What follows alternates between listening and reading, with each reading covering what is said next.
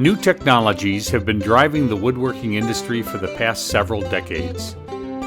Some of those technologies are rapidly changing the way we manufacture furniture, cabinets, millwork, and fixtures. This year, at the AWFS show in Las Vegas, we asked a number of key suppliers to share with us their thoughts about the most significant technologies that will impact the woodworking industry in the near future. Here's what they had to say.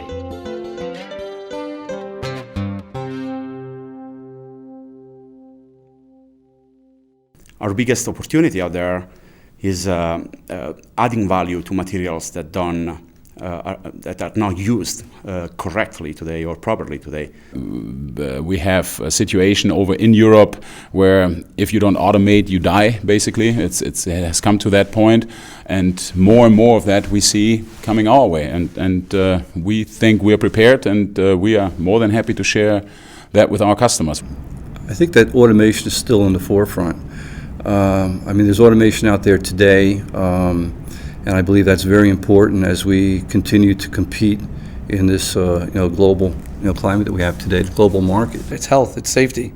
Everyone I talked to, we just wrapped up a deal with the History Channel to do an Operation Build Game Changer, where we will show how our products are safer than anybody else's. It allows the end user to work freely. So for me, it's absolutely, the whole entire industry is going towards safety and health. Today, with lean manufacturing and CNC technology, we don't need to make 500 parts or 100 parts to be able to make a part economically feasible for a customer. I think that the automated machinery and the technology for routing and shaping and cutting component parts automatically is the greatest thing that our industry has going forward in North America. We research extremely in deep what is possible to do on the machine to save energy and to reduce the waste. Technology that can increase the performance and at the same time can make the overall impact on the machine easier. One of the key things our customers always talk to us about is their inability to find labor. So automation, certainly brings them the opportunity to solve that portion of it. All the technologies that there are in our, let me say, our field, the typical technologies, sizing, bending, drilling, sanding, they're all moving really toward automation. In the kitchen segment, I'm seeing, or we're familiar, or becoming more familiar with some of the manufacturers looking to develop more contemporary type product. I guess I'd have to go back to the Industry 4.0 thing. I think it does provide a lot of value to the customer for them to really be able to see what's going on with their machinery, and for those machines to be able to communicate back to the tool holders and the tooling, talking to each other, talking to the machine, and everything in the process, really knowing what's going on. In focusing on power tools, we're finding power tools getting smarter and smarter.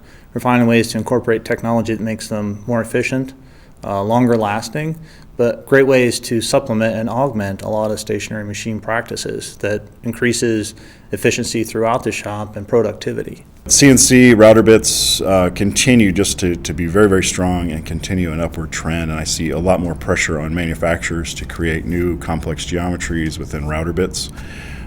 Continuing to elevate saw blades because they're not going to go away. I think one of the key investment opportunities is in efficiency. I think there are a lot of machines out there that can do a good job, but sometimes the difference between a good machine and a great machine is how you use it. Everything is beginning to integrate together. It used to be that someone would make a high-tech tool and it had its own software to drive it, it had its own technology, it was a walled-in fence. They produced everything. That's not how it's happening now. Well, in the future, it's more of what we have now and getting it more user-friendly. It's the CNC machines that are going to be doing more and more for us. There's a lot of buzz right now about Industry 4.0. I think we're all sort of playing a part in what will develop into a very significant concept for the industry, and that is that there'll be real-time information available to manufacturers. I think what what you'll start to see is more and more companies that want to implement technology, software technology at every phase of their business. So to really connect all the dots. What I see a lot at my customers and at our facility is automation. We have a line of machines, a line of edge banders, that allows the one-man shop to produce the quality with a $35,000 machine that normally you could only achieve with a $200,000 machine. I see the technology in terms of processes and applications. We've got to educate our staff so that when our staff talks to somebody, that they don't just focus in on one specific application and say, you're buying my machine because you want to do curve molding.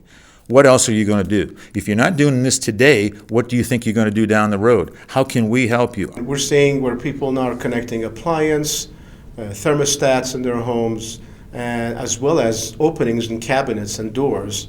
And they want to have access to those openings. They want to have control of them. And we think this is an evolution of providing more freedom, more access to consumers in the marketplace. We're introducing RFID readers, and we're using other things that are potentially are ways to access your drawers without, using technology as well. I think that lean manufacturing is definitely going to be a part of that, and I think that finding technologies that help these different organizations towards a more lean program that incorporates continuous improvement is what they're looking for and what they need. We're going to have to be able to integrate, give the customers the opportunity to customize, manufacture it efficiently in one batch at a time, semi-custom, and have the computers talking to the machines so that it all happens quickly and we maintain short deliveries and we can battle the exports. I think at the grassroots level of the cabinet shop and even a two-man cabinet shop, the successful ones we see today are the ones that are currently leveraging just the basic power of the PC to do everything in their business to help them from design to invoicing. What we're seeing is more on the data side, information to the end users, making sure that they have everything they need at any given time to be able to perform a job efficiently. One of the things I think that can really change the way a shop operates is RFID technology.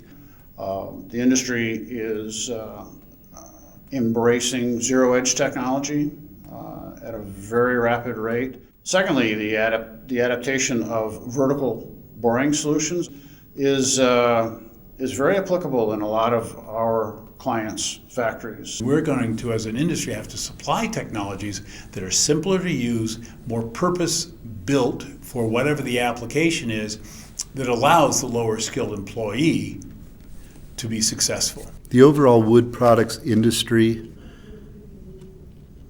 has to address material handling and the robotics and the automation around it.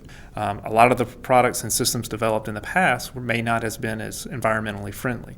Not saying it was bad, but they're looking to improve that. They're looking for kind of a healthier long-term lifestyle.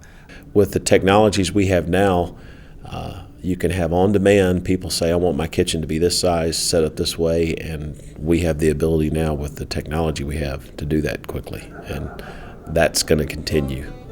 People want what they want.